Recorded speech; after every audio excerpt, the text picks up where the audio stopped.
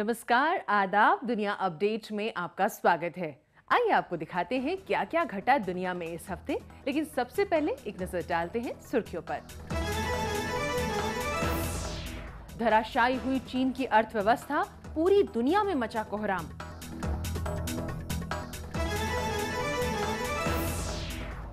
Spain के लोगों ने खेली टमाटर की होली। और सऊदी अरब में भी बदलाव की बयार, महिलाओं को मिला वोटिंग का अधिकार। चीन की अर्थव्यवस्था पर मंदी छा रही है। घरेलू मांग हो, इंपोर्ट हो या एक्सपोर्ट, हर शोबे में आंकड़े नीचे गिरते नजर आ रहे हैं। चीन के इंडस्ट्रियल आउटपुट में भी भारी गिरावट देखने को मिली है। चीन की मंदी ने पूरी दुनिया की चिंताएं बढ़ा दी हैं। चीन की चिंता में दुनिया भर के सारे बाजार गोते लगा रहे हैं। तो क्या यह कहना मुनासिब होगा कि एशिया की सबसे बड़ी और दुनिया की दूसरी सबसे बड़ी अर्थव्यवस्था मंदी की चपेट में है? चीन की अर्थव्यवस्था पर मंडरा रहा है मंदी का खतरा। चीन का मैन्युफैक्चरिंग शोबा लगातार गिर रहा है। चीन की परचेजिंग पावर भी कमजोर पड़ती नजर आ रही है। डबल डिजिट में चल रही जीडीपी अब 7% से नीचे आ गई है। एशिया की सबसे तेजी से बढ़ती अर्थव्यवस्था में अचानक ये ब्रेक्स क्यों लग गए? क्या है वजह चीन की बिगड़ती अर्थव्यवस्था की?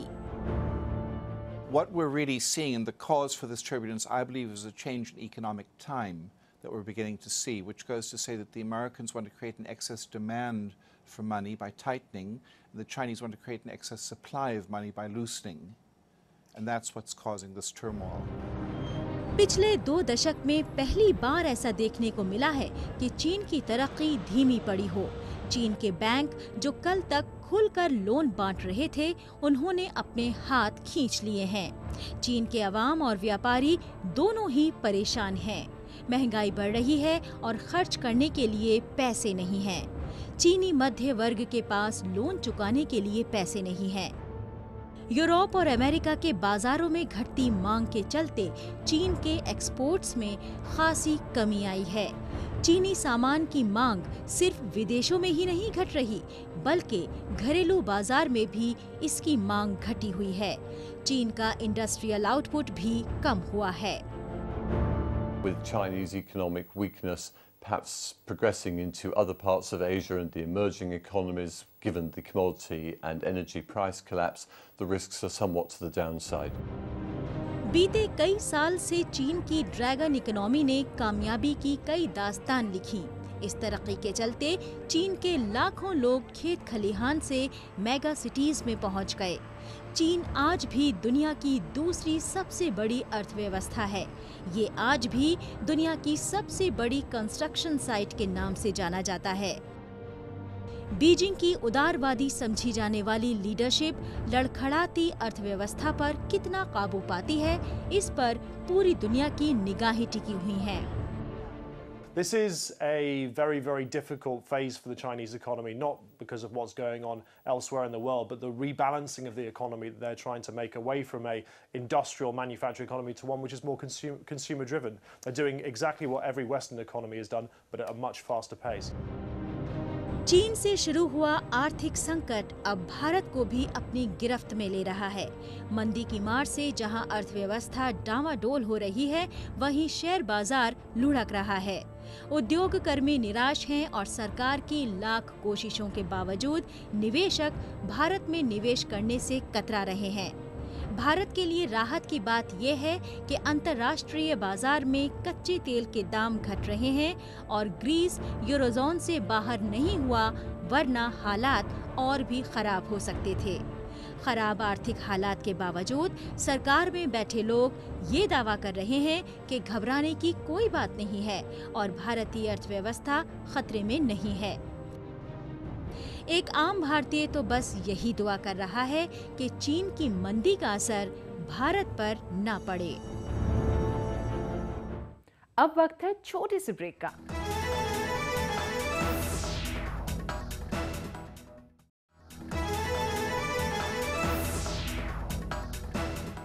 स्पेन के बुनोल में मनाया जाने वाला टोमाटीना फेस्टिवल अपनी मौज मस्ती और बिंदास अंदाज के लिए सारी दुनिया में जाना जाता है। 1945 से आयोजित होते आए इस फेस्टिवल में टमाटर की होली खेली जाती है। हर साल इस जश्न का हिस्सा बनने के लिए पूरी दुनिया से लाखों पर्यटक यहाँ पहुँचते हैं। यूं तो कार्निवल यूरोप के तमाम शहरों में मनाए जाते हैं, लेकिन स्पेन का टोमाटीना फेस्टिवल खास अहमियत रखता है। यहाँ की गलियों और सड़कों पर इकट्ठा होकर लोग एक दूसरे पर टमाटर फेंकते हैं। इस दौरान लगभग 130 टन टमाटर इस्तेमाल होता है। हालांकि बहुत से लोग इसे टमाटर का इस्तेमाल नहीं बल्कि बर्बादी मानते हैं। इस फेस्टिवल के लिए स्पेन और दूसरे देशों से भी यहाँ टमाटर भेजे जाते हैं। I didn't think it's possible to get any more tomatoes on me, inside my clothes, everywhere. It's been incredible. No, すごい最高。 मैं अपने दोस्तों के साथ यहाँ पहली बार आई हूँ। मुझे यहाँ आकर बहुत अच्छा लग रहा है। हम सब यहाँ खूब एंजॉय कर रहे हैं। मैं यहाँ हर साल आना चाहूँगी। स्पेन का ला टोमाटीना फेस्टिवल कितना पॉपुलर है, इसका अंदाजा इस बात से लगाया जा सकता है कि इसकी एनिवर्सरी पर गूगल ने डूडल बनाकर इसे सेलिब्रेट किया। वैसे इस फेस्टिवल के शुरू होने की दास्तान भी काफी दिलचस्प है।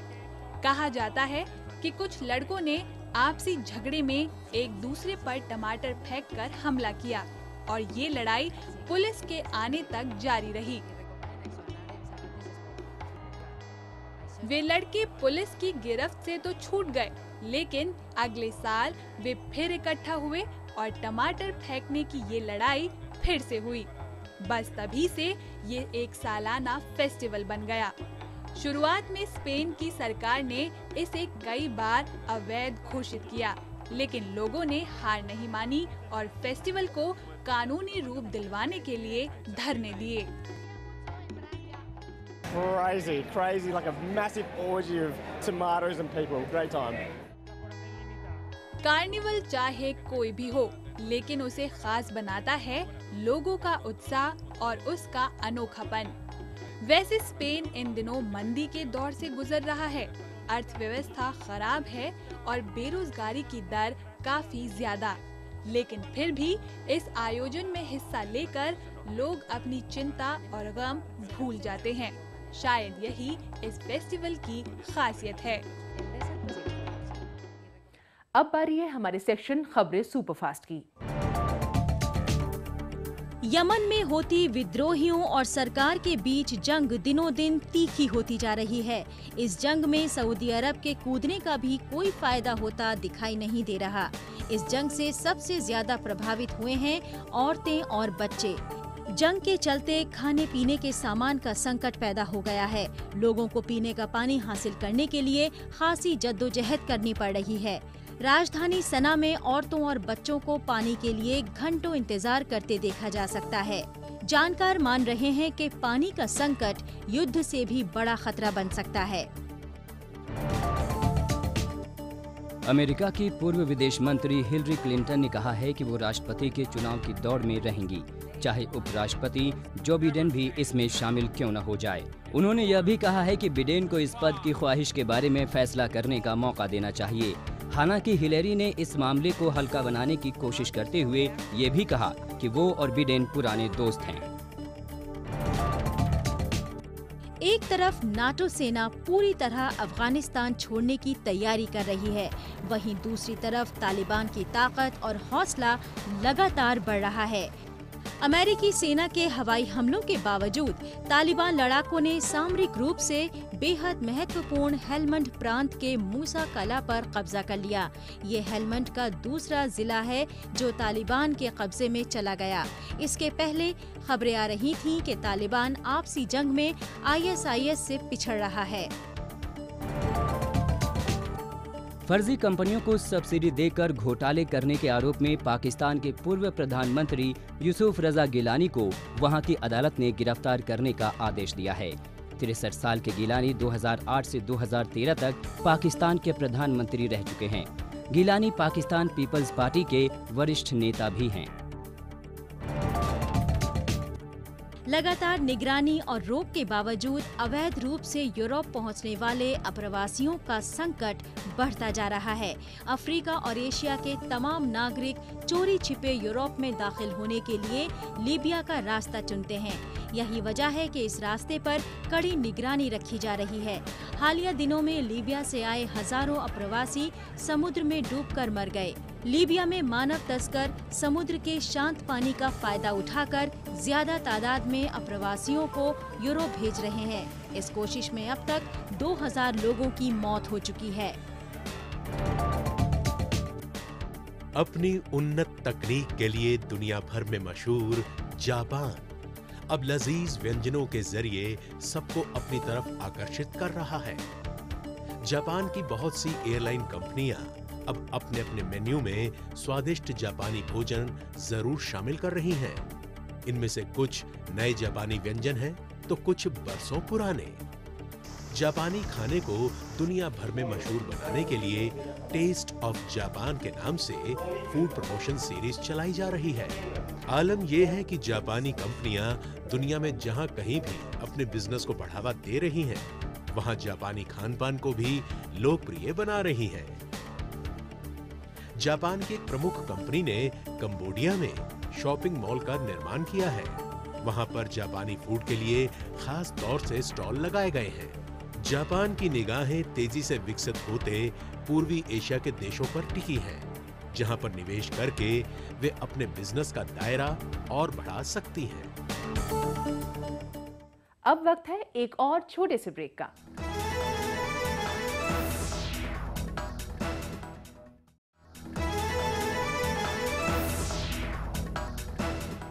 दुनिया भर के देशों में महिलाओं को लेकर सोच में बदलाव आ रहा है।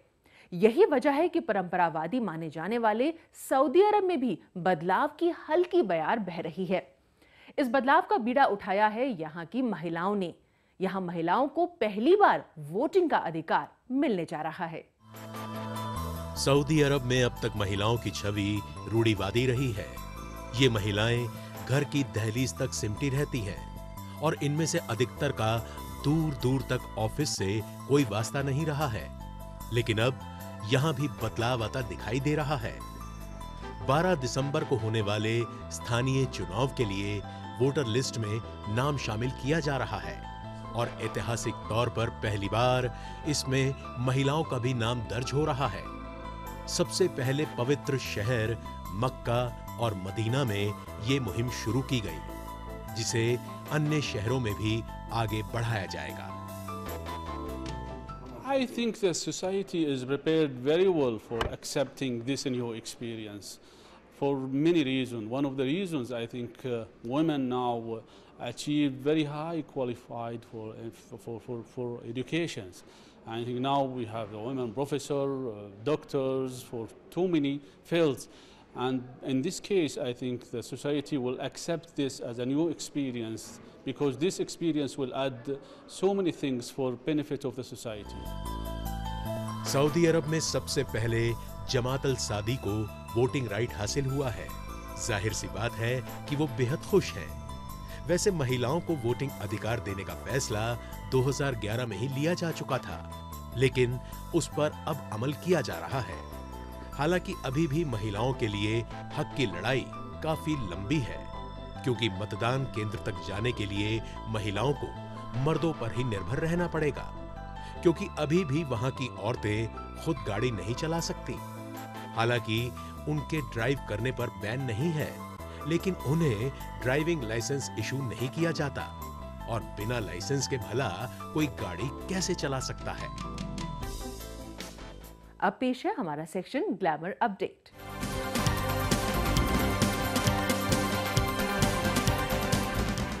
हॉलीवुड की मशहूर एक्ट्रेस सलमा हाइक अपनी खूबसूरती और फिटनेस के लिए दुनिया भर में मशहूर हैं। बड़ी उम्र के बावजूद सलमा लगातार निखरती जा रही हैं। हालांकि एक शो के दौरान खुद सलमा ने खुलासा किया है कि वो खाने पीने के मामले में कोई खास डाइट प्लान नहीं लेती। एक फूड शो में सलमा ने ये भी बताया कि वो भूख लगने पर कुछ भी खा सकती हैं। उन्हें कीड़े मकोड़े खाना बेहद पसंद है। फूड शो के दौरान सलमा ने मेढक से बना व्यंजन खाकर दिखाया। इससे कुछ दिन पहले सलमा हाइक ने एक वीडियो पोस्ट किया था जिसमें वो कॉकरोच खाती दिखाई दे रही हैं। दिलकश हॉलीवुड एक्ट्रेस जेनिफर लॉरेंस को हाईएस्ट पेड एक्ट्रेस का खिताब मिला है। मशहूर पत्रिका फोर्ब्स ने महंगे हॉलीवुड स्टार्स की लिस्ट जारी की है, जिसमें जेनिफर टॉप पर हैं। मैगजीन के मुताबिक लॉरेंस ने पिछले साल $52 मिलियन की कमाई की थी, जो एक रिकॉर्ड है। 2013 में ऑस्कर जीत चुकी ये अभिनेत्री विज्ञापन के जरिए भी मोटी कमाई करती है। उनके अलावा स्कारलेट जॉनसन दूसरी सबसे ज्यादा कमाई करने वाली अभिनेत्री हैं। जॉनसन ने पिछले साल $35 मिलियन की कमाई की थी। हैरत अंगेज तौर पर इस लिस्ट में एक चीनी अभिनेत्री बिग फैन ने भी अपनी जगह बनाई है। उनकी कुल कमाई $21 मिलियन थी। हॉलीवुड की फिल्में बनाने में काफी खर्चा होता है। यही वजह है कि उनका प्रमोशनल बजट भी काफी ज्यादा होता है। अब Hollywood film the finest hour को ही ले लीजिए। ये फिल्म अगले साल मई में रिलीज होने वाली है, लेकिन इसका प्रमोशन अभी से शुरू हो गया है। हाल ही में फिल्म का टीजर जारी किया गया। डिज्नी फिल्म के बैनर तले बनने वाली ये फिल्म एक सच्ची घटना पर आधारित है। 50 के दशक की इस कहानी में भयानक समुद्री तूफान में फंसे एक नाविक की कहानी दिखाई गई है। रिलीज के वक्त इस फिल्म का मुकाबला डिज्नी की ही एक और film Alice through the wonder glass से होगा।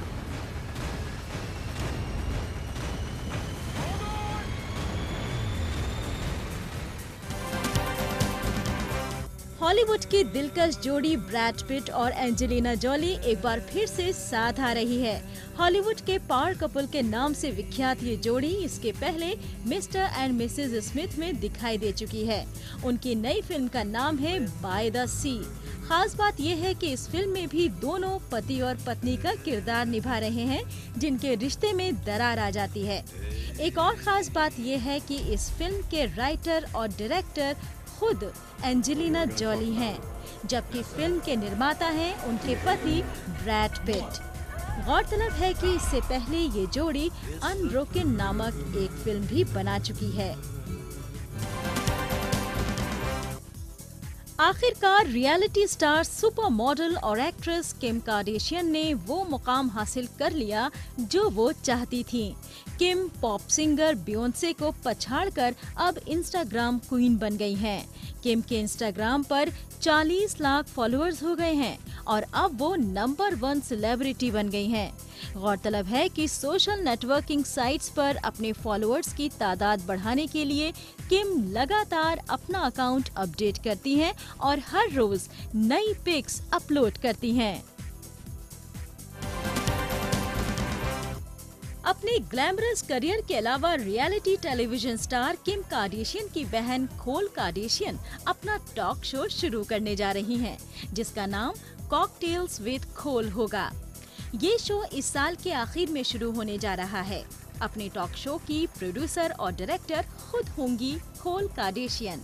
इस शो में खोल नामी हस्तियों के साथ उनके किचन या डिनर पार्टी में शामिल होंगी और वहां वो खाना पकाते हुए या मनोरंजक खेल खेलते हुए ढेर सारी बातें करेंगी। तो ये था दुनिया अपडेट। अगले हफ्ते फिर हाजिर होंगे और खबरों के साथ। तब तक के लिए दीजिए इजाजत। नमस्कार, खुदा हाफिज।